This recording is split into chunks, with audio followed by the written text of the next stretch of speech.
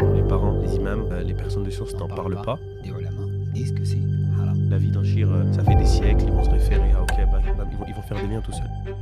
Alors, j'aimerais te demander, pour qu'on soit vraiment plus terre à terre, très simple, pour que en fait, ça rentre bien dans la tête des gens, parce que moi je sens qu'au niveau de la jeunesse, ça devient un petit peu au bon vouloir un petit peu des jeunes, et c'est eux qui voient, et que vu que justement les parents, les imams, les personnes de science n'en parlent pas, bah, ils font un petit peu leurs propres règles tout seuls.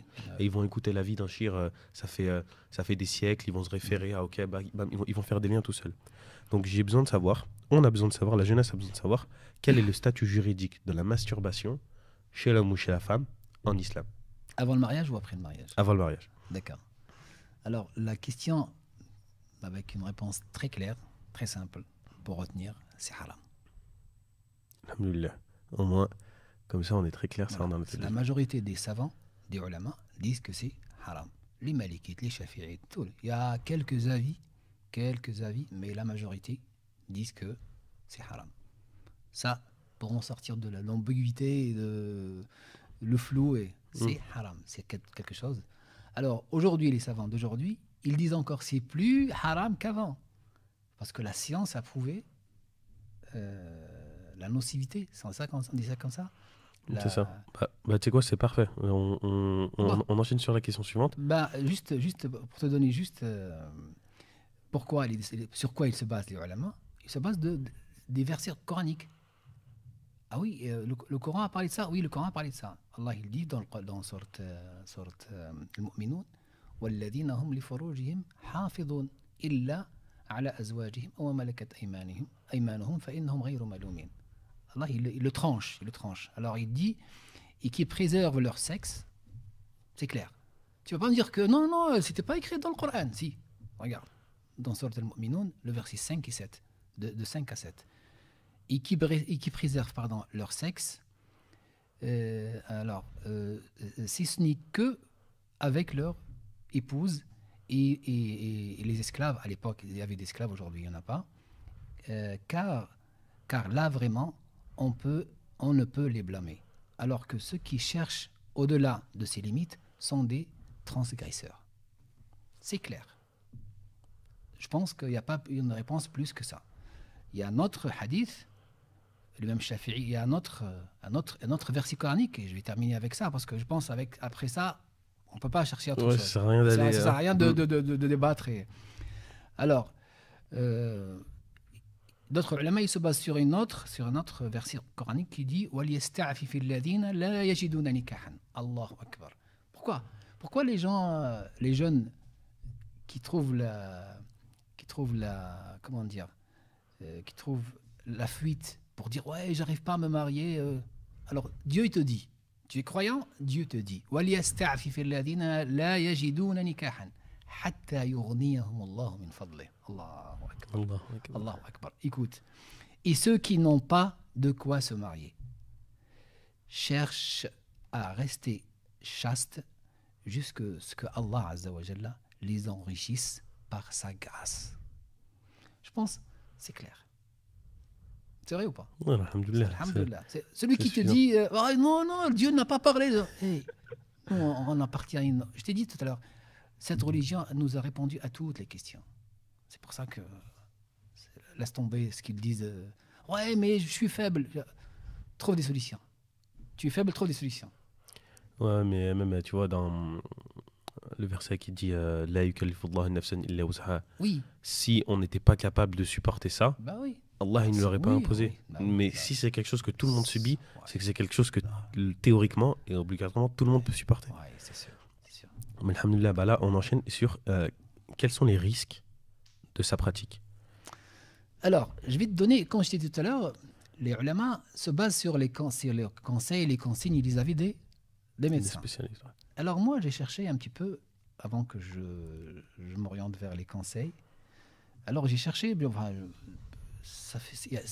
il y a une base de données de ouf dans ce domaine, mais je trouvais récemment un avis du docteur Gilbert Jaoudi, Jaoudi, sexologue et président de l'Association pour le développement de l'information et de la recherche sur la sexualité. Ça veut dire que c'est quelqu'un qui est bien. C'est ce qu'il dit, c'est ce qu'il fait. Voilà. C'est sans métier, quoi. Hein. Toute sa vie, il fait que ça. C'est l'un des spécialistes. Et nous, dans le Coran, t'as pas mieux que l'avis d'un expert. Et ça, c'est un expert. Qu'est-ce qu'il dit? Elle peut devenir une addiction et cacher un mal profond nécessitant une prise en charge médico-psychologique spécifique. Écoute bien, ça veut dire que ça rigole pas. Hein? Pour parler de dépendance à la masturbation, et contrairement à ce que l'on pourrait croire, ce n'est pas la fréquence qui est le point important. Le docteur dit, c'est plutôt lorsque la simple envie laisse la place à un véritable besoin. T'as vu? Il est technique, hein, machin. Ah ouais. Ah oui, c'est pour ça.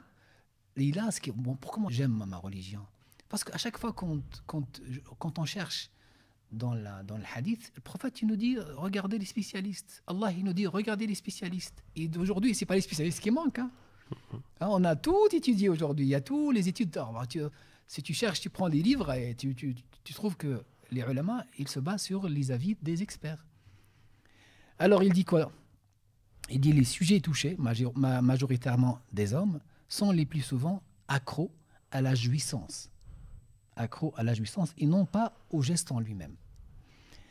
Ils recherchent la décharge d'hormones et de neurotransmetteurs, du bien-être qui fournit l'orgasme.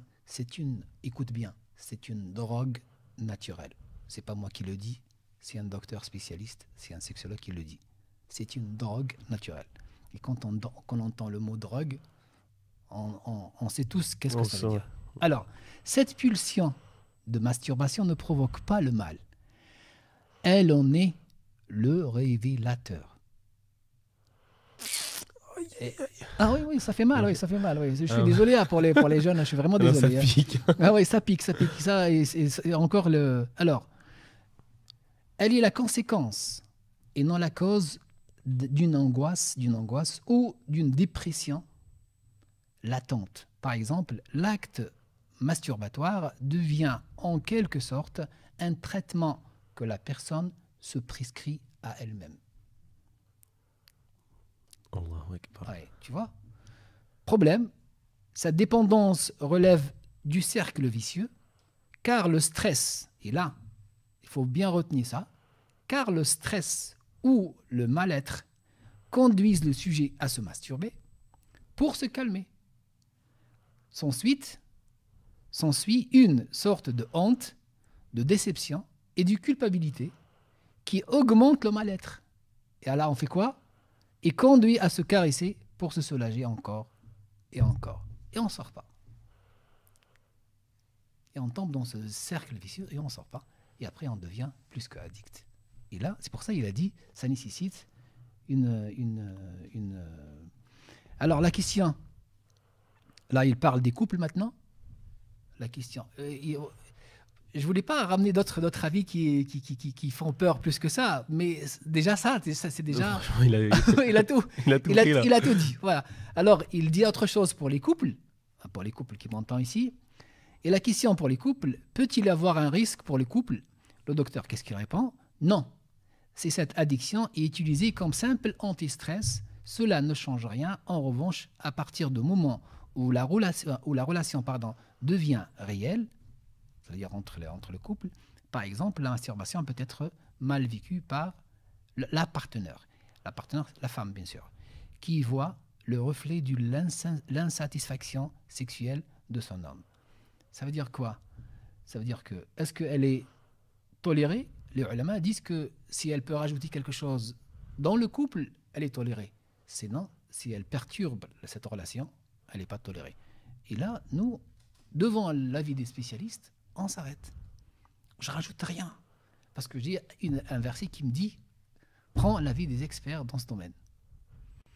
En 2022, en 2050, en 3000, il y aura toujours un avis des experts qui seront là. Et c'est pour ça que cette religion, elle est intemporelle. Elle est temporelle. Aujourd'hui, 1400 en arrière, c'est toujours le même verset qui nous dit « Prenez la vie des experts ».